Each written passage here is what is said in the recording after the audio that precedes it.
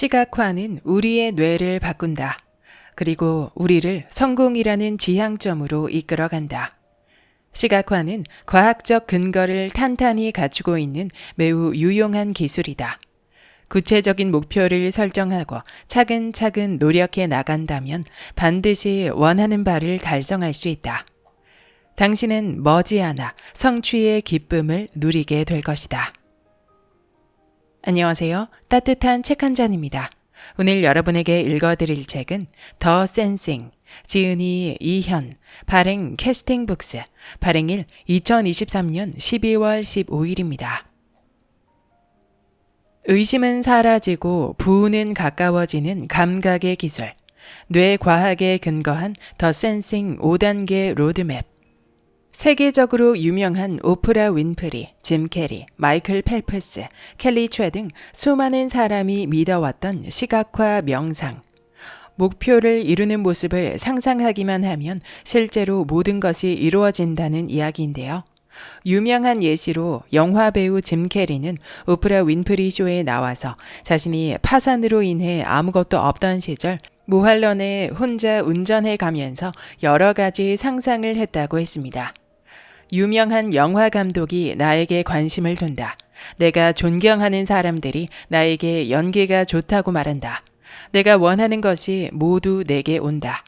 그리고 자신에게 3년이라는 시간을 주었고 약속된 시간 안에 덤앤더머라는 영화로 $10,000,000를 벌게 되었습니다. 저자는 이러한 시각화가 무엇인지를 구체적으로 연구하기 시작했고 시각화 명상이 작동하고 있는 상태를 일컬어 더 센싱이라고 정의하였습니다. 뇌과학에 근거한 인생 주도 로드맵 더 센싱은 삶 속에서 원하는 바를 성취할 가능성을 대폭 증가시키는 체계적인 목표 달성 시스템입니다. 목표를 어떻게 생생하게 상상해야 할지, 원활한 시각화를 위한 사전 준비와 시각화하는 과정에서 흔들리지 않고 계속 앞으로 나아가기 위해 어떤 것을 해야 하고 또 어떤 것을 조심해야 하는지 종합적으로 다루는 총체적 로드맵입니다. 구체적인 시각화 방법을 내 것으로 만들어 막연했던 미래를 진짜 현실로 만들어 보세요. 그럼 지금부터 본문 일부를 낭독해 드리겠습니다. 더 센싱 5단계 로드맵. 뇌과학에 근거한 인생 주도 로드맵 더 센싱은 삶 속에서 원하는 바를 성취할 가능성을 대폭 증가시키는 체계적인 목표 달성 시스템이다. 로드맵을 살펴보기에 앞서 지금껏 이 책의 전반부에 걸쳐 살펴본 더 센싱의 핵심 개념을 정리하면 다음과 같다. 더 센싱, 시각, 청각, 후각, 미각, 촉각 등 오감과 운동 감각, 고유 수용성 감각, 그리고 신체 내부에서 벌어지는 일을 포착하는 내수용성 감각에 이르기까지 느낄 수 있는 모든 감각을 총동원하여 원하는 구체적인 목표를 이루어 나가는 과정에서 발생하는 모든 디테일과 행동하는 내용, 그리고 목표 달성 시의 감각과 감정을 생생하게 상상하는 것. 시각화의 긍정적 효과. 1. 시각화는 우리로 하여금 보다 의미 있는 선택지에만 집중하게 만들어 더 나은 선택을 하게 만든다. 2.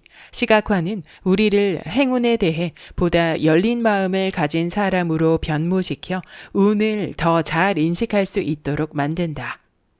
3. 시각화는 끈기를 기르고 당면한 문제 해결에 도움이 되는 창의성을 발휘할 수 있게 도와 회복 탄력성을 갖춘 사람으로 만든다. 4. 시각화는 목표 달성을 위해 필요한 사소한 것들까지 빼놓지 않고 준비할 수 있도록 만든다. 시각화의 부정적 효과. 목표를 달성한 순간을 상상하는 것에 긍정적 느낌에 취해 자기 만족감이 커지면 수동적인 태도가 나타나 실천적인 행동이 감소할 수 있다. 유의사항 1. 시각화라는 단어의 뉘앙스 때문에 시각적인 상상만 하는 것으로 오해하지 말 것. 2. 목표를 설정할 때는 가능한 한 구체적인 날짜, 기간 및 데드라인, 금액, 기대치 등을 측정 가능할 수 있도록 수치화한 뒤 긍정적인 문장으로 표현할 것. 3. 목표를 달성하고 소원을 성취하는 순간만을 상상하는 것이 아니라 그 지점에 이르는 모든 과정을 구체적으로 상상할 것. 4. 원하는 바를 이루어가는 과정을 상상할 때는 긍정적인 것만 상상하는 것이 아니라 발생할 수 있는 모든 장애물과 방해 요인 등 부정적인 것도 상상할 것. 5. 시각화가 주는 긍정적인 기분과 만족감에 속아 현실 세계에서 행동하는 것을 소홀히 하지 말 것. 6. 시각화할 때 자신이 지금 잘하고 있는지 못하고 있는지를 자문하며 시각화 자체에 대해 생각하고 집착하지 말고 시각화하며 떠올린 상상 속으로 강렬하게 몰입할 것. 확언, 감사 일기 등은 시각화와 상호 보완적인 관계에 있으며 끌어당김의 법칙은 시각화가 성공적으로 이루어진 결과이다. 시각화는 기본적으로 정화, 강화, 실천 3단계로 충분하지만 더 센싱 5단계 로드맵에서는 2가지 단계, 대응, 도약이 추가되어 있다. 우선 대응은 시각화를 연습하다 보면 중간중간 포기하고 싶은 마음이 들거나 의구심이 들 때가 있는데 이런 순간에 현명하게 대처하는 단계이다. 위 모형에서 알 수 있듯이 대응 단계는 그저 한순간 지나치듯 치부할 단계가 아니다. 정화, 강화, 실천의 3단계를 꾸준히 수련하다 보면 중간중간 흔들리는 순간이 찾아오는데 그럴 때마다 현명하게 대처하고 다시 초심으로 돌아가기 위한 단계가 바로 대응이다. 따라서 정화에서 대응에 이르는 과정은 일종의 순환 알고리즘이라 할 수 있다. 이 알고리즘을 계속 순환하다 보면 조금씩 자신의 삶에서 추구하는 진정한 목표를 깨닫게 되고 단순히 목표 하나를 달성하는 것에서 벗어나 더 나은 사람으로 성장하게 된다. 이를 위한 단계가 바로 도약이다.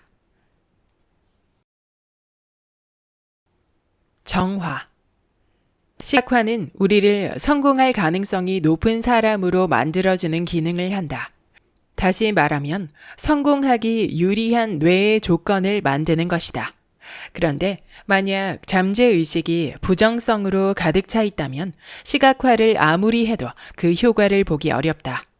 정확히 말하자면 부정적인 잠재의식은 자기 불신, 의심, 이유 없는 불안, 우울감 등으로 시각화 자체에 몰입하지 못하도록 만든다. 즉, 잠재의식 안에 자리 잡은 부정성이 사라져야 시각화를 제대로 할 수 있는 것이다. 잠재의식에 내재되어 있는 부정적인 습관, 사고방식, 믿음, 신념, 관성 등을 제거하는 것은 효과적 시각화를 위한 선결 과제이다. 출생 이후 성장 과정에서 형성되고 각인된 인지 왜곡을 개선하는 것은 유전자적 관성을 개선하는 것보다 더 중요하다. 왜냐하면 일단 유전자적 관성을 개선하는 것보다 용이하고 개선했을 때 더 직접적인 효과가 나타나기 때문이다. 인지 왜곡이란 일상생활 속에서 일어나는 사건을 받아들이는 과정에서 부지불식간에 범하게 되는 잘못 및 오류를 말하며 인지적 오류라고도 한다. 왜곡이나 오류라는 단어가 잘 와닿지 않는다면 부정적인 핵심 믿음이라는 말을 먼저 생각해보자. 우리 안에 있는 근본적인 믿음 중에서 부정적인 성격을 띈 것들이 있다. 예를 들어 어떤 사람이 평소 은연 중에 나는 원래 의지가 약한 사람이야. 나는 원래 숫자에 약한 사람이야. 와 같은 생각을 품고 있었다고 해보자. 그런 사람에게 회계사 시험을 준비해 볼 것을 권유한다면 어떤 반응을 보일까? 여러 가지 경우의 수가 있겠지만 쉽게 예상할 수 있는 것은 나는 숫자에도 약하고 의지도 강하지 않아서 오랜 시간 숫자 싸움을 하면서 시험 공부하는 건 잘 못할 것 같아. 와 같은 반응이 아닐까? 우리가 개선해야 할 부정적 믿음은 단순히 이렇게 자기 자신에 대한 것만을 의미하지 않는다. 세상엔 아무 이유 없이 잘해주는 사람 같은 건 없어. 이런 믿음도 자기 자신을 옥죄는 부정적 믿음이다. 이런 부정적 믿음보다 더 문제가 되는 것은 부정적 사고방식, 즉, 어떤 일이 벌어졌을 때 그것을 받아들이는 과정에 개입하는 인지적 오류들이다. 데이비드 번스는 인지 왜곡에 따른 혹독한 자기 비판을 극복해내는데 도움이 되는 구체적이고 실질적인 기법을 여러 가지 고안해냈다. 그중 가장 쉽게 적용할 수 있는 것이 바로 3칸 기법이다. 자동적 사고. 어제 회식에서 사람들에게 술에 취한 모습을 보이다니 모두 나를 한심하게 생각할 거야.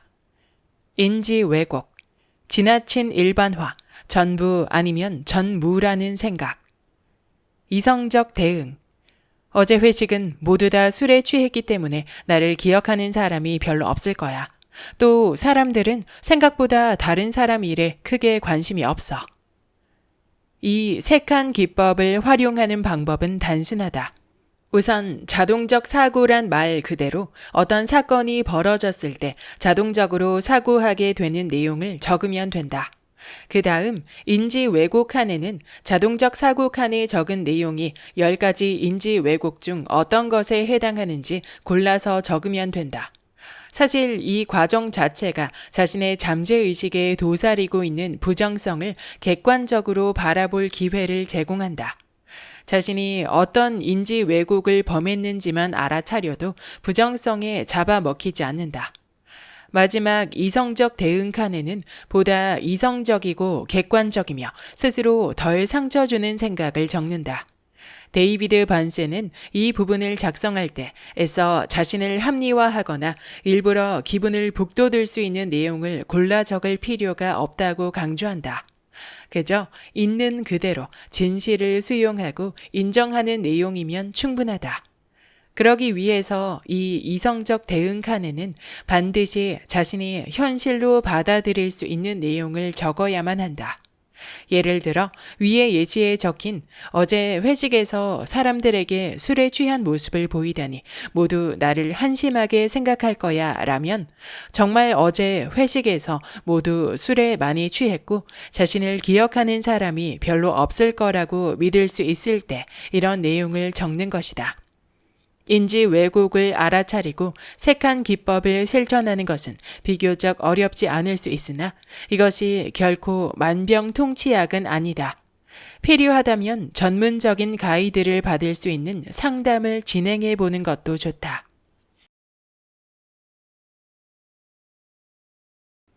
강화. 잠재의식 속에 내재된 부정성을 비워내는 정화 단계는 마치 마이너스 상태를 제로 상태로 탈바꿈시키는 것과 같은 과정이었다. 이제는 제로 상태를 플러스 상태로 변모시키는 강화 단계이다. 강화 단계의 목적은 부정성을 비워낸 잠재의식에 긍정성을 불어넣는 것이다. 긍정성을 충전시키는 방법으로 가장 많이 거론되는 것은 확언이다. 확언은 말 그대로 확실하게 말하는 것이다. 좀 더 구체적으로 말하자면 삶 속에서 성취하기를 바라는 것을 언어로 정확히 표현하여 성취의 씨앗을 의식에 심는 것이다. 확언을 통해 긍정성을 충전하는 방법 자체는 사실 단순한데 우선 크게 2가지로 나눌 수 있다. 첫 번째는 긍정적인 문장을 스스로 계속 속삭여 주는 것이다. 미국의 심리치료사인 루이스 헤이는 스스로 사랑하고 인정함으로써 삶의 긍정적인 변화를 만들어내는 확언에 대한 책으로 세계적인 베스트셀러 작가로 등극했다. 우리나라에도 번역된 루이스 헤이의 긍정 확언은 말 그대로 긍정적인 문장을 계속 반복할 것을 조언한다. 예를 들면 나는 내 자신을 사랑한다. 나는 완전히 치유되었다. 삶은 나를 사랑한다. 모든 것이 잘 되어가고 나 또한 그렇게 되어가고 있다와 같은 문장들이다. 이런 문장들을 큰 소리로 읽으면서 쓰는 것이 긍정 확언을 실천하는 첫 번째 걸음이다. 긍정 확언 기법을 비즈니스 차원으로 적용하면 나는 돈을 끌어당긴다. 내게는 무한한 풍요로움이 가득하다 등의 문장으로 변주된다. 이런 긍정 확언 문장은 현재 시제로 설정하는 것이 좋다고 한다. 미래 시제는 현재에서는 이루어지지 않았거나 부족한 점이 있다는 사실을 내포하고 이것은 잠재의식의 긍정성을 불어넣는 과정에서 일말의 의심을 불러일으킬 수 있기 때문이다. 일각에서는 나는 엄청나게 성공했다와 같이 나라는 명확한 주어가 들어간 문장에 아직 큰 거부감이 든다면 일단은 주어를 제거하고 엄청난 성공이라는 개념만 반복적으로 떠올리고 되뇌는 것에서부터 시작하라고 조언한다. 주어를 빼면 그만큼 나와 거리는 멀어지지만 그에 따라 거부감이 들지 않기 때문이다. 이렇게 긍정적인 것을 떠올리고 되뇌는 것만으로 기분이 좋아지는 등의 긍정적 효과를 기대할 수 있으므로 차근차근 접근해 나가는 것이 효과적이라는 의견도 있다. 이러한 기법의 근거는 의외로 대단히 과학적으로 풀어볼 수 있다. 뉴욕 대학교의 신경과학자인 조지프 르두는 저서 시냅스와 자아에서 감정도 연습을 통해 변화시킬 수 있는 대상이라고 말한다. 행복, 만족, 성취감 등 특정한 감정을 느껴보려고 자꾸 연습을 하다 보면 해당 감정을 관장하는 뇌의 신경세포의 연결 방식을 강화하여 그 감정 상태가 지배적으로 변한다는 것이다. 즉, 긍정성이라는 감정을 지속적으로 경험하고 체험하고자 노력하면 우리의 뇌의 기본적인 감정 상태가 긍정성에 가까워지고 실제로 긍정적인 감정을 경험할 가능성을 높인다. 즉, 긍정 확언은 감정을 연습하는 과정인 것이다. 1. 원하는 바, 바라는 바 등 목표를 구체적으로 설정한다. 2. 이때 목표는 내가 주체가 된 긍정형 문장으로 만든다. 3. 이것을 아침 직후 또는 자기 직전에 수차례 반복하여 소리내어 말하고 글로 적는다. 4. 유의사항. 설정한 확언 문장을 말로 하거나 글로 적을 때 불편한 감정이 든다면 그 확언 문장은 폐기한다. 두 번째는 보다 목표 지향적인 구체적인 문장을 만들고 그 문장을 소리내어 읽고 쓰고 반복하며 확언을 실천하는 것이다. 그런데 과연 구체적인 목표를 긍정형 문장으로 반복해서 되뇌이고 적어보는 것을 예를 들면 나는 35살에 월 매출 3천만 원을 달성하여 경제적 자유를 이룩한다 라는 문장을 아침 저녁으로 말하고 적는 것이 정말 효과가 있을까? 제3자가 우리에게 믿음을 주면 그 믿음의 결과로 긍정적인 결과가 만들어지는 경험은 우리 모두 수없이 해보았을 것이다. 부모님이 우리에게 끝없는 지지를 보내주고 응원해주면 이 기대에 부응하기 위해 더욱 노력하게 되고 결과적으로 부모님의 기대를 현실에서 충족시켜주는 결과가 대표적이다. 확언이란 곧 자신이 자신에게 끝없는 지지와 기대를 보내주는 것과 다르지 않다. 이것을 심리학에서는 자기 충족 예언이라고 정의한다. 이 개념은 믿음과 행동의 긍정적인 피드백에 따라 믿음 자체가 현실에서도 실현되는 것을 의미한다. 즉, 강한 믿음이 사람에게 강력한 영향을 주고 그 결과 그 믿음이 현실화된다는 것이다.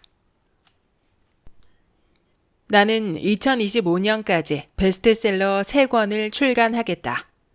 이 목표는 언뜻 구체적이고 긍정형 문장이며 데드라인이 있다고 보인다. 그렇다면 충분히 좋은 목표일까? 더 좋은 목표로 만들 수 있는 여지가 있을까? 다음과 같이 바꿔보면 어떨까? 나는 2025년 12월 31일까지 1만 부 이상 팔릴 베스트셀러 3권을 출간하겠다. 기한도 조금 더 명확해졌고 목표의 달성 여부를 판단할 수 있는 핵심 지표도 추가되었다. 이렇게 최대한 구체화한 뒤에 문장을 군더더기 없이 깔끔하게 정리하면 좋은 목표가 된다. 그런데 이 좋은 목표가 현실적인 목표로 거듭나도록 만들기 위해 필요한 마지막 퍼즐 한 조각이 있다. 바로 세부 계획, 즉 액션 플랜이다. 아무리 좋은 목표를 설정했다고 해도 액션 플랜이 없다면 그것은 현실적인 목표라고 할 수 없다. 그 목표를 달성하기 위해 어떤 행동을 해야 하는지 감이 안 잡히는데 어떻게 현실적이라고 할 수 있겠는가? 목표의 현실성을 파악하는 기준은 목표 자체가 아니라 그 목표를 달성하기 위한 액션 플랜을 제대로 세울 수 있느냐로 잡아야 할 것이다. 김경일 아주대학교 심리학과 교수는 목표와 계획은 엄연히 다른 개념이라고 지적했다. 계획은 목표를 달성하기 위해 거쳐야 하는 지점 또는 수행해야 하는 과업의 집합이다. 그렇기 때문에 김경일 교수는 목표를 설정하고 난 뒤에는 습관적으로 그 목표를 10등분하라고 조언했다. 이렇게 10등분한 결과물을 놓고 가만히 들여다보면 자연스레 연관성이 큰 것끼리 묶여 그룹이 형성되고 앞뒤 순서가 정해지는데 이것이 바로 계획, 즉 액션 플랜이 된다는 것이다.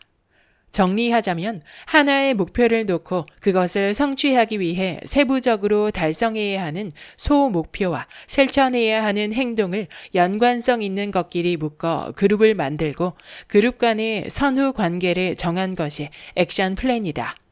이 액션 플랜의 요소들, 그러니까 세부적으로 달성해야 하는 소목표와 실천해야 하는 행동들 역시 당연히 시각화의 대상이다.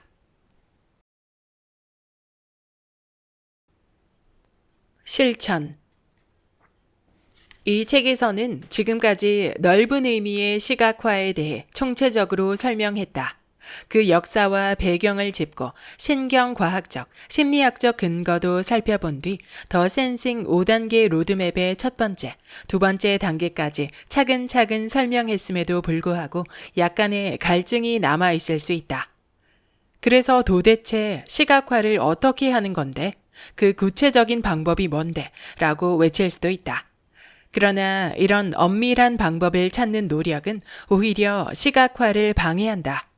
시각화를 하는 정확한 방법이 있을 거라 생각하고 더 나은 방법을 찾아 헤매는 것은 불필요한 걱정이다. 세상에 시각화를 굳게 믿고 실천하는 사람이 1000만 명이 있다고 하면 세부적인 디테일과 차이점을 고려해보면 세상에는 1000만 가지의 시각화 방법이 있을 것이다. 왜냐하면 각자의 상태가 다르고 더 집중이 잘 되는 방법이 다르기 때문이다. 인터넷에서 시각화 기법을 검색하면 각양각색의 수천 가지의 기법이 나오는 이유가 바로 그것이다.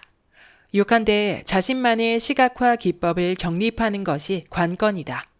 일단 이미 검증된 시각화 방법론을 알아보고 자신만의 시각화 기법을 만들기 위한 공통 원리를 파헤쳐보자.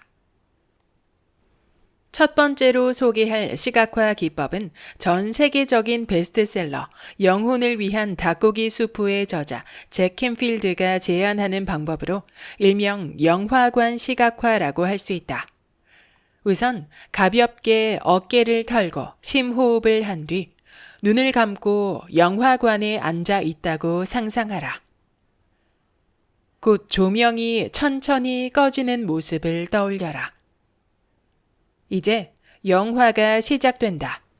이 영화의 주인공은 다름 아닌 우리이다. 스크린에는 우리가 계획한 그 어떤 것이든 간에 완벽하게 실행해내는 모습이 상영된다. 멋지게 행동하는 자신의 모습을 떠올리고 그렇게 행동하는 순간의 감정을 느껴라. 감정을 충분히 느낀 뒤 영화가 상영되는 스크린을 작은 비스킷 크기로 줄여 입으로 가져가 씹어 삼킨다고 상상하라. 영화 속의 멋진 자신의 모습이 자신의 몸속으로 들어와 온 세포와 신경을 타고 손끝, 발끝까지 퍼져 나간다고 상상하라. 이 기법은 가장 널리 알려진 시각화 기법 중 하나라고 해도 과언이 아니다. 이 방법의 특징은 자신이 주인공인 영화를 보는 것처럼 접근한다는 것이며 최소 5분 정도 지속할 것을 권한다. 두 번째로 소개할 시각화 기법은 방금 소개한 것과는 다소 차이가 있다. 에모리 대학교에서 성인 심리치료 프로그램을 담당한 제니스 빌하우어 박사는 다른 사람의 관점에서 자기 자신의 성공 장면을 상상하는 것은 물론 효과가 있지만 자기 자신을 그 장면 속에 집어넣는다면 더욱 효과적일 수 있다고 주장한다. 즉, 우리가 주인공인 영화를 보는 것이 아니라 영화 속에서 우리가 행동하는 것을 상상하는 것이다. 그리고 이것이 우리가 보편적으로 떠올리는 시각화 기법이다. 제니스 박사가 강조하는 것은 역시 디테일이다. 그녀는 성공의 순간에 우리가 서 있을지 앉아 있을지 어떤 표정을 짓고 있을지 아주 세세하게 상상할 것을 조언한다. 이 두 가지 기법은 인칭 측면에서 차이가 있다. 세 번째로 소개할 방법 역시 독특하다. 만약 당신의 목표가 계약을 성공시킨다거나 프레젠테이션을 완벽하게 진행한다거나 하는 것과는 조금 다르게 롤모델로 삼는 누군가처럼 더 멋진 내가 되는 것이라면 타라 스와트 박사가 강조하는 동일시 기법을 참고할 만하다. 우선 자신의 롤모델을 선정하라. 롤모델을 고르는 데는 특별한 방법이나 기준이 있지는 않다. 역사적 위인이든 같은 시대를 살아가고 있는 인물이든 아니면 가족이나 친구처럼 유명하지 않더라도 본받을 점이 있다면 문제없다. 성별도 무관하다. 그저 자신이 바라는 특성, 자질, 능력을 확실하게 갖춘 사람이면 충분하다. 이제 고요한 장소에서 눈을 감는다. 만약 그 사람의 사진이 있다면 눈을 감기 전 잠시 사진을 바라본다. 이것은 마치 정화 단계에서 작성한 비전 보드를 바라보는 것과 같은 기능을 한다. 눈을 감은 채로 롤모델이 마치 바로 앞에 있다고 상상하라. 롤모델의 눈빛, 전반적인 생김새, 목소리, 풍기는 분위기, 향기 등 그 사람의 존재감을 총체적으로 느껴라. 충분히 시각화한 뒤 롤모델과 자신을 동일시하기 시작한다. 그 사람의 모든 것과 자신의 모든 것이 똑같아지는 것을 떠올린다. 처음에는 외모에서부터 시작해서 그가 행동하는 것, 그가 갖고 있는 능력까지 모든 것을 완벽히 갖추게 된 자신을 상상하라. 타라 스와트 박사는 이 시각화 기법의 핵심은 자기 자신에게는 그토록 원하는 능력의 씨앗이 숨겨져 있다는 사실을 깨닫는 것이라고 말한다. 시각화를 실천할 때 유의해야 할 몇 가지를 언급하고 싶다. 첫 번째로 명심해야 할 사항은 시각화 방법에 집착하지 말 것이다. 너무 많은 사람이 절대적으로 올바른 시각화 방법이 있을 것이라고 오해한다. 그러나 중요한 것은 계속 반복해서 강조하지만 시각화를 하고 난 뒤 자신의 기분이 좋아진다면 그것은 충분히 좋은 기법이라는 사실이다. 너무 빨리 포기하지 않도록 인내심을 갖는 것 역시 중요하다. 비단 시각화를 포함하여 세상에 존재하는 많은 귀하고 가치 있는 것들은 그것의 진면목을 보기까지 상당한 시간이 걸린다. 급할수록 돌아가라는 만고불변의 진리처럼 인내심을 갖고 끈기 있게 지속해야 한다. 시각화 자체에 대해 너무 많이 생각하는 것도 금물이다. 시각화에 대해 생각하기보다는 시각화를 실천하는 것에 집중하라. 개념보다는 경험, 생각보다는 실천이 우선한다. 마지막으로 시각화를 완성하는 활용 점정은 따로 있다. 그것이 무엇일까? 그것은 우리가 모두 다 알고 있는 것이다. 정답은 실천적인 행동이다. 행동은 시각화를 완성해 목표를 달성하게 만들기도 하지만 행동하는 것 자체가 시각화의 효과를 증가시키기도 한다. 앞서 시각화를 할 때 긴장과 불안감을 해소해야 한다고 강조했다. 긴장과 불안감을 해소하기 위해 호흡을 비롯한 여러 가지 방법을 소개했으나 개인적인 경험으로 봤을 때 가장 효과적인 방법은 평소에 충실히 열심히 사는 것이다. 당장 해야 할 일에 집중하고 시간을 허투루 쓰지 않은 하루의 끝에는 긴장과 불안보다는 뿌듯함이 가득할 것이다. 그리고 이런 뿌듯함을 느끼는 상태야말로 시각화를 하기에 최적의 상태이다. 요즘 유행하는 키워드 중 하나는 다름 아닌 here and now, 현존이다. 현존이라는 두 글자는 매우 심오하고 철학적이지만 그 본질은 어쩌면 단순할지 모른다. 과거와 미래에 얽매이지 않고 그저 지금 이 순간을 살며 해야 할 일, 그리고 목표를 달성하기 위해 계획한 일에 충실하는 것이 바로 현존이다. 즉, 현존을 만드는 것은 다름 아닌 행동이다. 행동하라. 행동은 시각화라는 퍼즐의 마지막 조각이다. 여기까지 더 센싱의 본문 일부였습니다. 이 책의 저자 이현님은 명상 지도자로서 비즈니스와 명상을 연구하고 있습니다. 그는 몇 년 전 주변으로부터 시각화 명상, 심상화의 개념을 접하게 되었고 점차 관심을 가지고 연구하면서 자신이 지금까지 실천해온 것들이 곧 시각화 명상이었다는 것을 깨닫게 되었습니다. 시각화는 목표를 생생하게 상상하면 이루어진다라는 개념으로 알려지며 종교적이거나 사이비적인 개념으로 치부되기도 하는데요. 저자는 그러한 오해들을 바로잡고자 현실적으로 적용할 수 있는 실천 방법론을 과학적 근거에 따라 이 책에 담았습니다. 이 책의 제목인 더 센싱에서 알 수 있듯이 시각화는 시각뿐만 아니라 청각, 촉각, 후각 등 오감에서부터 운동 감각, 수용성 감각까지 모든 감각을 총동원하여 목표와 그 과정을 생생하게 떠올리는 방법을 말합니다. 시각화를 다루는 책은 매우 많지만 책에서 아주 적은 분량으로 소개하는 경우가 많은데요. 이 책은 시각화에 대해 깊이 연구하고 5단계 로드맵에 따른 구체적인 방법을 알려준다는 차이점이 있었습니다. 깊이 파고들어서 연구했던 저자의 노력이 묻어나는 책이기도 했습니다. 인상적인 부분은 나의 목표를 달성하기 위한 과정, 그 액션 플랜까지도 구체적으로 시각화하라는 것이었습니다. 일반적으로는 나의 최종 목표에 초점을 맞추고 시각화를 하는데요. 구체적인 과정까지 시각화했을 때 결과가 더 좋았다는 실험 결과가 그것을 증명해 주었습니다. 알고는 있었지만 더 깊이 알 수 있었던 시각화 명상 기법.